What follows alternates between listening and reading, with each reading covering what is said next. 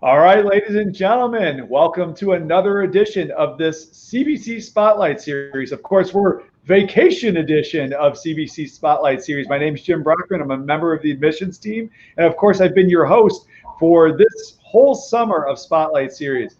If you're just joining us, if this is your first one, keep in mind we've done one on the STEM program, the leadership program, our fine and performing arts program, and our honors program.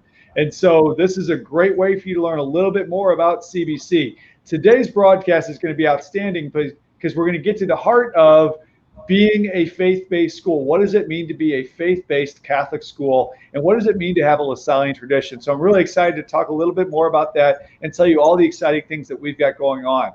Of course, keep in mind, there are still ways for you to connect with us virtually. Every Tuesday morning, we're offering our CBC Coffee and Conversation. We'll provide the coffee, you bring the conversation. You can come and ask us questions, find out more about CBC, and of course, this is all done virtually. And so you can join us through a Zoom, and by doing so, we'll send you a Starbucks gift card. Every Thursday afternoon, it's our Chick-fil-A and Chat. This is a chance for your son to connect with our CBC students, again, virtually, and ask questions that they may have about CBC. By doing so, we'll send him a Chick-fil-A gift card. And of course, if you're with us now, you know that every Wednesday afternoon, we're offering our CBC Spotlight Series, where we spotlight various programs, opportunities, and experiences that we have to offer. One final note is that there is still time this summer to actually connect with us in person on campus at CBC for a CBC tour. For those families who are comfortable, we're taking all the precautions. We're wearing masks. We're providing social distance, but we're giving you an opportunity to get a sneak peek at CBC before all of our students return back on campus. And so reach out to the admissions office as a way to connect with us or to register for one of our great events. And with that being said, it's time to kick off this edition of our Spotlight Series. And I have two very special guests joining me today from our Mission and Ministry Department, Mr. Tom Eichwald and Father DePorres Durham. Tom, welcome. Introduce yourself and tell us what you do at CBC. Thanks for having me, and it's nice to at least virtually be able to speak with you guys today. I'm a 2007 graduate of CBC. Fun fact, my class was the first to go all 4 years in the new building. So I remember starting freshman year, I have fond memories of walking over tarps. I think they were still putting in the elevators to get to class. So I'm starting my 10th year here. I teach in the religion department. I also, as director of mission and ministry, I oversee campus ministry. I work with the team with Father and then Ed Hamer, our campus minister. We provide retreats. We provide faith formation opportunities. I coordinate the service program, and I coordinate faculty Lasallian formation, all of which I hope to get a chance to talk with you about today. Excellent. It's great to have you. And Father DePorres, introduce yourself and tell us a little bit about your role here at CBC. Okay, my name is Father DePorres Durham. I am the chaplain here at CBC. I'm a Dominican priest, so I belong to a religious order founded by St. Dominic in the 13th century. My role here is multifaceted as well. I work with the faculty, I work with students, I teach in the religion department. I'm a part of the team that Tom Eichwald mentioned in terms of service and campus ministry. Obviously, I provide sacramental ministry for our community. That would be Mass and confessions. We have adoration of the Blessed Sacrament, those types of things. And at the same time, I think I just do a lot of listening to our students in particular about how it is that they can find meaning and purpose in their life. Yeah, I think that's a great point. First question is kind of a hard-hitting question, but Tom, I'm going to throw it to you. So faith formation program in a school right now, roughly 40% of our students are coming from non-faith-based schools. So either a public middle school or a non-religious private school. Why a faith formation program in a school? Why during high school years? Great question. We certainly know that there are so many great schools in the area. There are some phenomenal private schools, some wonderful other Catholic schools, and some great public school options as well for a lot of our families. When it comes to faith-based education, we recognize that intellectual growth in knowledge, growth in those sort of cognitive and cognitive skills is really, really important. And the high school years are really formative years. We know the brain chemistry and the development is telling us that there's a lot of skill building that can occur during those years. But in a faith-based environment, we understand the same to be the case of the whole person rather than just the sort of intellectual part of the person. That means affectively, emotionally, new experiences take tolls on us. Going through high school years, there's a lot of growing pains there. But we also know that these are years where you're transitioning with regard to what role faith is going to play in your life. When you're 12, 13 years old, your faith life is essentially the faith life of your family. When your parents go to church, you go to church with them. By the time you graduate high school, you're on your own. You're driving. You can choose to go to a different church if you want, maybe depending on your family. You go to college, you can choose to let faith play no role in your life. So while you're simultaneously growing intellectually, going through a whole lot of new experiences that require some processing, and also developing the sense of what role your faith is going to play in your life, we are blessed in that we get to do all of that with each of our young men that go through here. And that, I think, is the real value of a faith-based education. Yeah, Tom, I see, you nailed it. And Father, I'm going to throw it to you too, because I'm really interested in your experience. But you mentioned just this transfer of ownership of faith, Tom. So just like they're growing, they're maturing. When they walk out of CBC, they're men. They're 18-year-old men, and they're making all of their own decisions. And so what you're saying is one of those decisions is a decision on faith, right? And faith is going to play. Yeah, and we wouldn't put a kid out there trying to pursue a college education without preparing him to be able to handle that coursework. We don't want to put a kid out there into life without being able to handle some of the faith-based and emotional elements that are going to be thrown at him either. It's the same basic principle. Yeah, Father, you've been in this for a long time now. You've been at CBC. Is this your fifth year at CBC? Sixth year, actually. Wow, that's crazy. It's gone by quickly, but you've had a lot of different roles and a lot of different experiences in your life. So talk about it. You mentioned a lot of things in your introduction, but you mentioned I do a lot of listening. So, just talk about your role on campus, a chaplain on campus, a spiritual advisor. What role do you play? And really talk about your past roles as well. Yeah, let me just say a little bit, first of all, about the decisions, because I think that one of the things that's really important is that there are going to be so many decisions that students that come to CBC are going to be making, even while they're here at CBC. Things as simple as the decision they made to come to CBC in the first place, but also the decision to how to drive a car, how to apply to college, what am I going to do when I finish either CBC or college, or where am I going to go, how am I going to live, what am I going to do with my life. So I think part of the role that I have is just simply to try to hear how do students navigate those kinds of things in the course of their time with us. And I've seen that in a lot of different ways. I've been a parish pastor. I've been on a college campus as a campus minister. I've been president of a high school. I've taught in the classroom for many years. And so I think that with all of those kinds of experiences, one of the things that we need to remember is that the challenges that are being faced by our freshmen as they first start here are no less real or no less important than those challenges that our seniors are facing as they try to decide what they're going to do after CBC, where they're going to go, what they're going to study, and so forth. So I think those are really important things.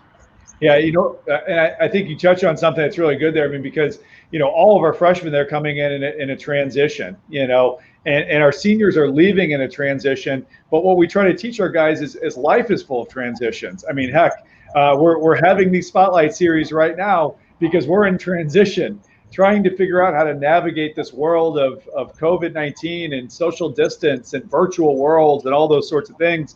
And so having that, I think, moral compass, and knowing that even if, right now, I think the number is like 21% of our student body is not Catholic, it's not a requirement to be Catholic, but having a moral compass and a moral setting is, I think, a pretty important part of what we're offering. And that's what I hear you say, Father, right?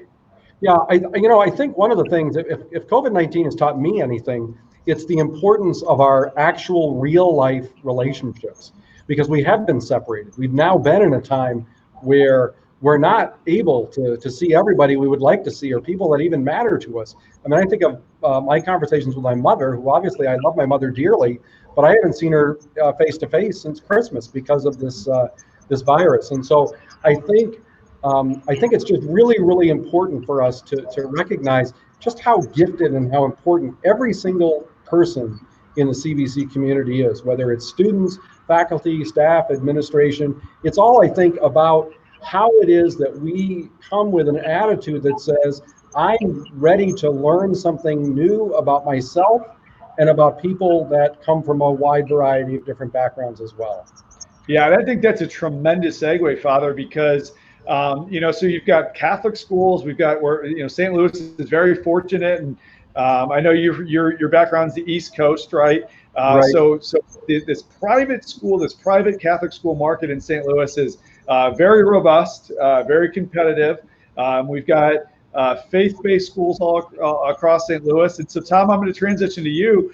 All these Catholic schools are the same, right? They're all the same. They all do the same thing, or they're all very different and have a different perspective. So talk a little bit about the LaSallian perspective and what that means. I like the question as it was worded originally. Are all Catholic schools the same? Do they do the same thing? The answer is yes, but also no. So what do Catholic schools do? We try to build the kingdom of God. I mean, the goal is at the end of Matthew's gospel, we have the commissioning of Jesus, go and make disciples of all nations, baptizing them and instructing them to obey all that I have commanded you. That's what Catholic education is. So do all Catholic schools try to do that, try to build up the church by bringing in faithful disciples? Yes. However, there are different ways of doing that. And these are called charisms. A charism is simply put a way of living out the gospel in a unique and authentic way. So you hear about many of these Catholic charisms. There are Jesuit schools. Father DePorres being a Dominican, there are Dominican schools. There's Benedictine schools. There's one right up the road at Priory. There's all kinds of different charisms. These are different ways of living out the Christian gospel. In our LaSallian tradition, we come from a tradition that goes all the way back to about 1680, when a French priest named Saint John Baptiste de La Salle, from whom we get our name, recognized a disparity between two facts that was troubling to him. On one hand, he read the scriptures and he knew the passages like John chapter 10, verse 10. I came that they might have life and have it more abundantly. He understood that God desired all people to be saved. And he meant that in two ways. One, to be saved is to be able to reach the kingdom of heaven after we die, and then when we get to the next life, to have that chance to live eternally with God and happiness. On the other hand, he also understood that there's an earthly salvation, having an opportunity to have a meaningful and successful life, being able to support a family, being able to have a sense of stability and peace so that you can sort of advance yourself. He understood that there were lots of kids in France at the time who were just with no hope of salvation. They didn't know their faith, they didn't practice their faith, and they didn't really have any prospects of a job. There was nobody to teach them. Their educational prospects were terrible. So what he did is he said, well, God desires all to be saved. There are some who need education as a path to that salvation, and that's the niche that the LaSallian world has been filling for 300 years now. Just last year, we celebrated the 300th anniversary of the death of St. John Baptiste de La Salle. So what does that look like today? Well, today we understand that there are needs that are broad in society, but each one of us has our own individual strengths and needs. So the LaSallian world, just like for our founder, starts with recognizing the needs. What is it that this student in front of me needs? Maybe this student is a phenomenal student and needs rigor and challenge in areas of academics that he's passionate about. We can provide that. Maybe this is a student whose need is just a little more academic support, and there are schools that maybe aren't set up to provide that. We want to provide that as well.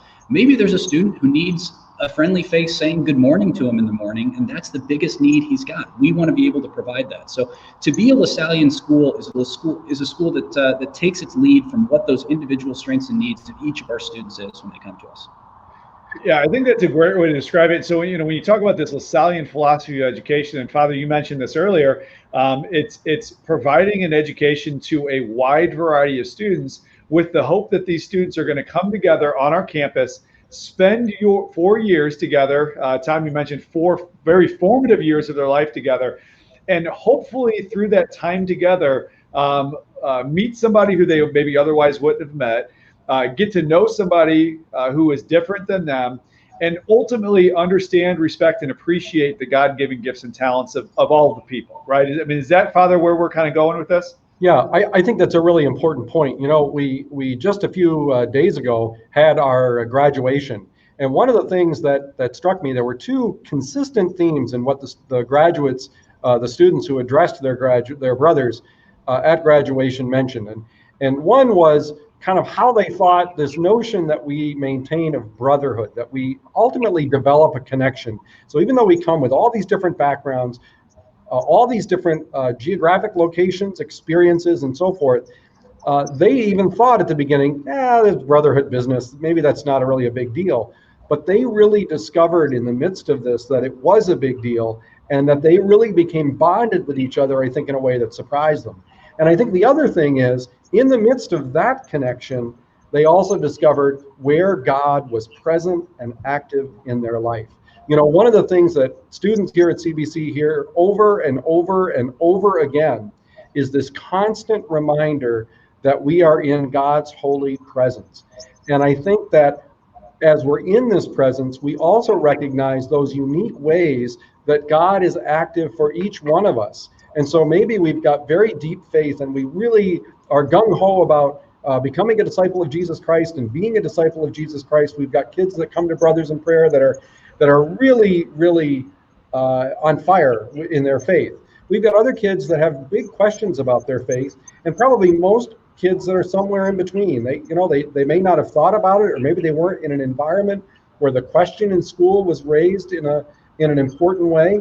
But in the midst of that, as they interact with each other, I think they become stronger and better human beings because they have this interaction as a community, as brothers, and as a community in terms of discovering their faith together, whether they're very strong in their faith, whether they're maybe haven't even thought much about their faith, or maybe they're more likely somewhere in the midst of all of that.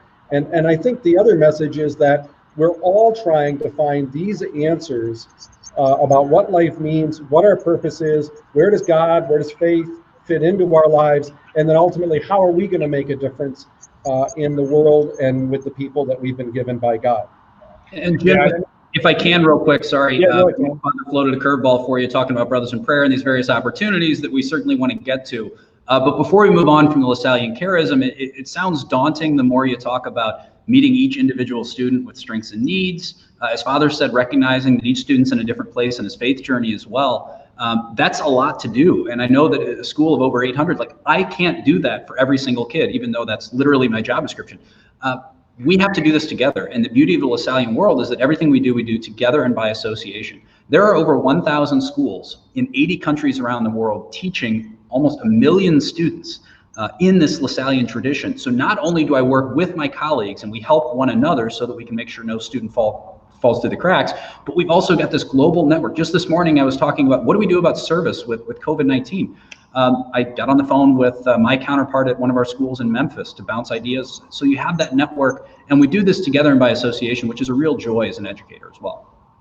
Yeah, go ahead, Father. Let me jump in with one other thing. I have a doctoral degree in education, and if this were a public school, we'd be talking about individualized instruction as really a concept that's really important in education today. Well, the beauty is, we as LaSallians, we have been geared to individualized instruction for 300 years, or more than that, more than 300 years. Right. And so I think that's really a strength that we bring to education.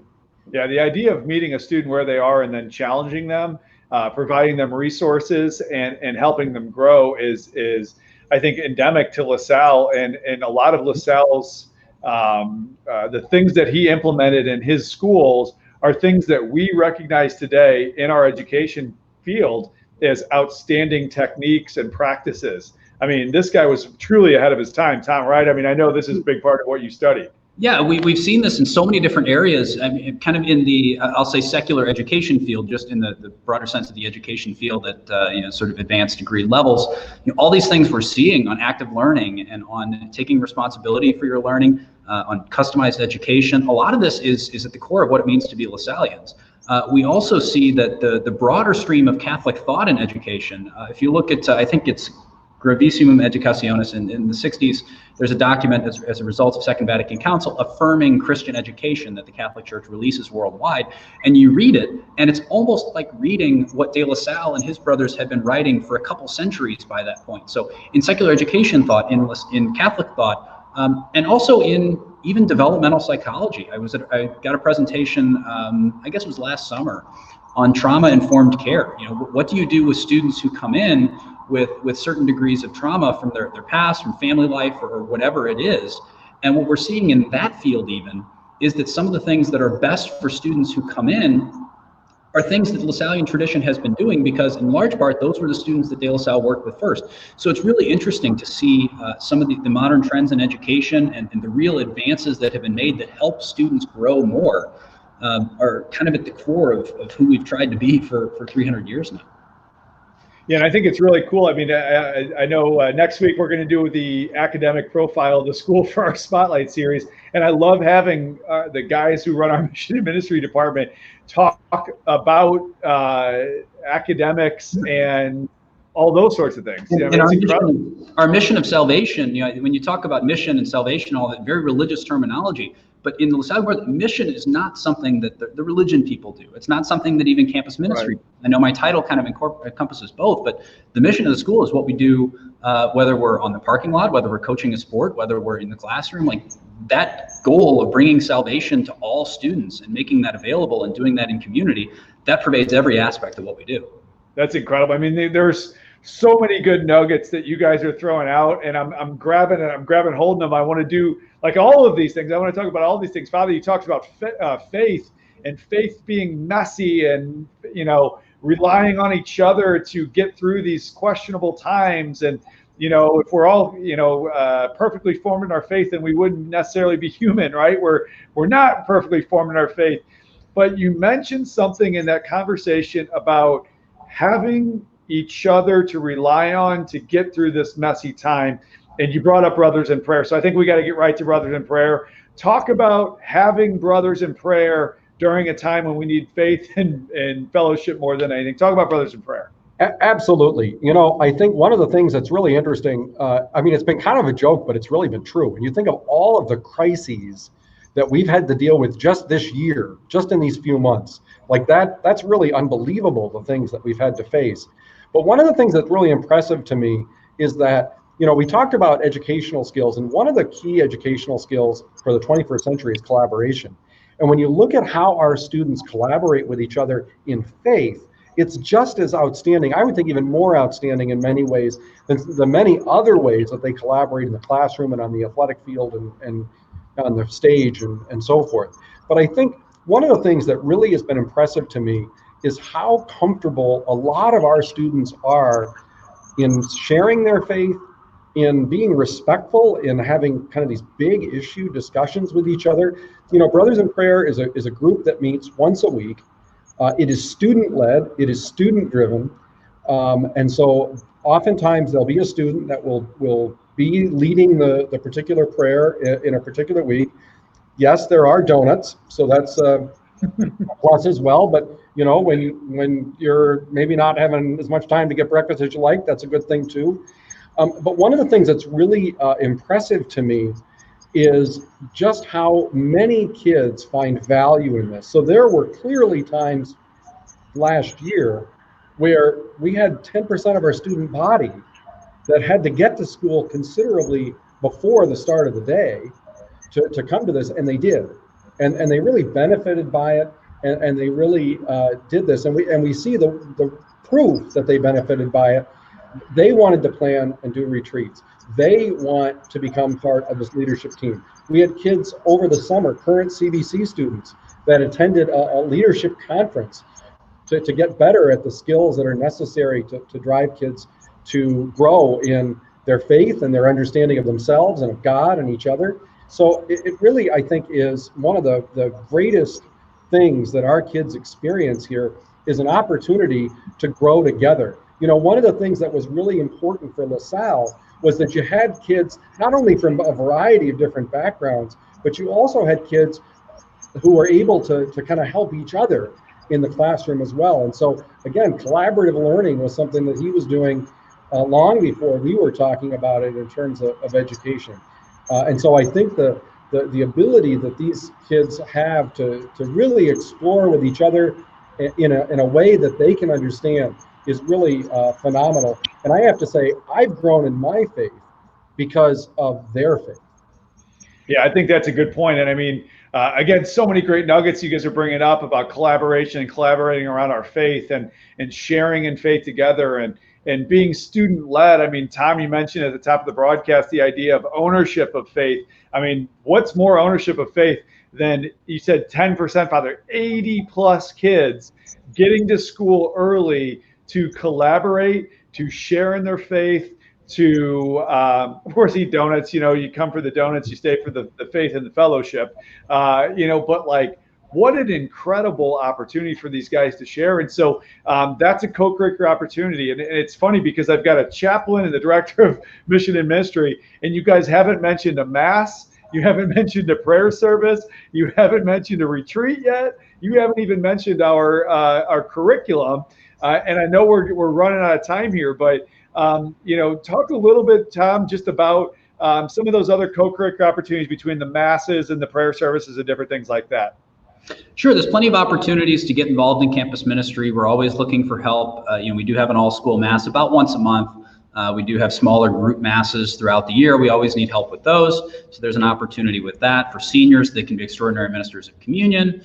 We need servers, readers. There's all kinds of ways to get involved. I'll talk briefly about retreats. There are opportunities for students to go on retreats every year. A student, if he wishes, could go on about 3 retreats a year. Between, you know, going on kind of the retreat that's proper to his year, and then the additional Brothers in Prayer retreats that he could go on. Those are in addition to some of the guys that are involved in this, also are involved in youth groups at parishes. So if a kid really enjoys doing retreats, that's what I did when I was a junior and senior. We parish hopped. We just did retreats various places. Those are things that kids can do. Those opportunities are available.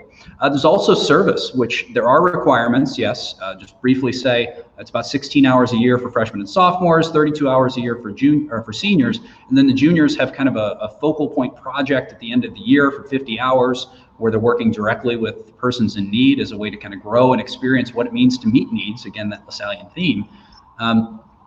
You know, and one of the things I've seen is just as we've seen student initiative with Brothers in Prayer and some of these retreats, we've also seen students stepping up to the plate and creating their own service organizations.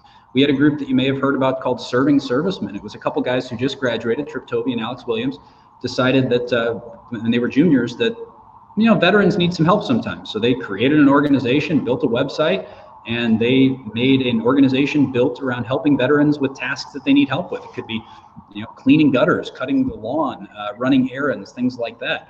There's a group right now that we have of rising seniors called CBC Seniors for Seniors. They recognize that during the COVID-19 pandemic and during the sort of social distancing and the restrictions that were put in place, a lot of people, especially older citizens, weren't you know, they weren't getting the human contact that, you know, is life-giving to so many. So they decided they were going to start sending cards and kind of flower pots to seniors to keep in their room as a reminder that people are praying for them and thinking of them.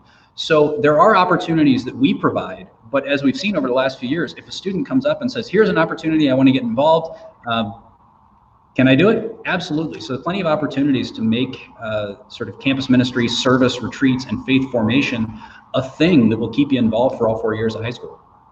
I think that's great. And Father, I'm going to ask you just really directly, do kids go to Mass at CBC or not? How does that work? They do. And I think it's a really good point. You know, you're right. We haven't spoken much about the sacramental life, but my role as the chaplain, and I would say, I say to kids all the time when they'll stop by and say, would you hear my confession or things like that? And I'll say, yes, that's why I'm ordained a priest. You never have to feel badly about that. So I think we do provide sacramental opportunities for faith growth as well. I mean, that is something that is distinctively Catholic, I think, is our understanding that we encounter the very presence of God in the sacraments. And so there are opportunities. Tom mentioned the all-school masses, but there are the small group masses. There's mass during the weekday before school begins. There are opportunities for confessions, both in terms of Advent and Lent, but also at other times. We have adoration of the Blessed Sacrament. We try to provide kids with the opportunity to grow in their prayer life in a variety of ways. And you know, I think the mention about parishes is really important as well. Like, one of the things that we've also tried to do is to help connect kids with their parish or with a parish youth group, because oftentimes that's where faith is going to be experienced, not just in terms of today, but when they go out and leave CBC and graduate or go on to the rest of their lives, they're going to be encountering faith in a parish. And so helping our kids to see that faith really grows in that way is really important.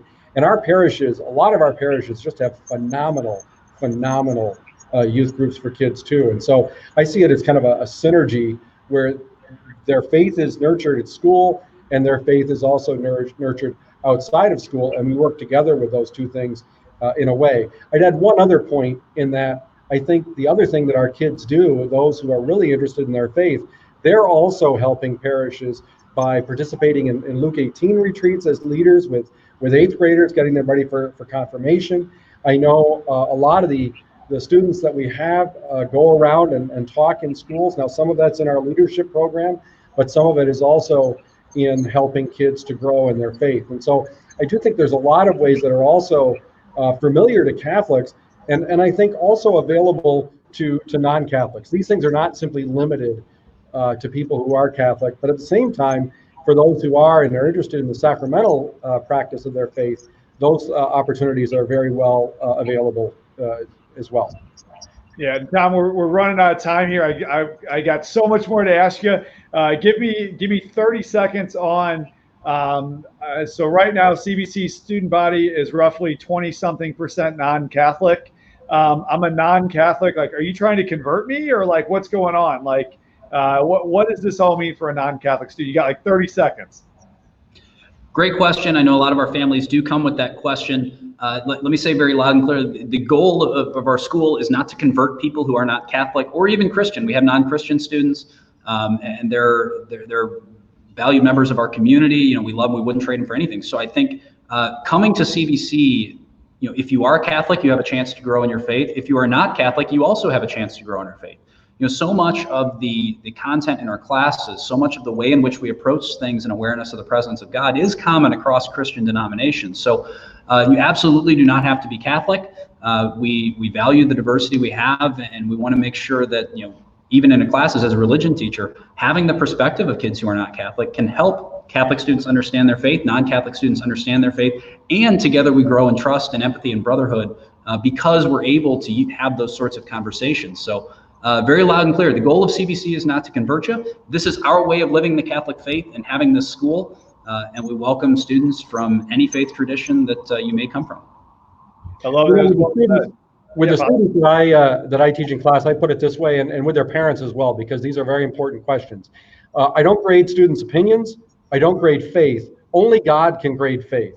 What we're really grading is understanding of content and the ability to apply that content in some way. And I think that's really important for people to remember. You know, faith is a very personal thing. We assent to that individually in our lives, whether we're Catholic, whether we're not Catholic. But we have to understand the content that's being presented. I can guarantee you that in my experience in teaching the classroom, students don't all agree with that content, but that's okay too. As long as they learn how to apply it and understand it. That's excellent. And so I'm putting you both on the spot. You got 15 seconds. I need you to tell me your favorite. We didn't even talk about curriculum. I need you to tell me your favorite CBC class and why. Tom, go. Favorite CBC class and why within the religion department? I'm going to rob this one from Father. This is Faith, Science, and God. It was a class called Philosophy of God. You know, I think that the ability to think critically about faith and come to well-informed, sort of mature decisions about our faith in ways that do draw from the greatest insights of science and the humanities and the tradition, I think is needed now more than ever. And the ability to do that with students who are asking questions at this time of life is a real privilege for me and has been for a number of years. Yeah, what a great class, and to see how can faith, science, and God all interact. Spoiler, yes. Spoiler alert, yes, they can. Father, you're on the clock, 15 seconds. Let me talk about campus ministry. I was just talking about this today in a different context, but I've had many wonderful experiences where kids really try to answer the question, how do or will I find meaning and purpose in my life?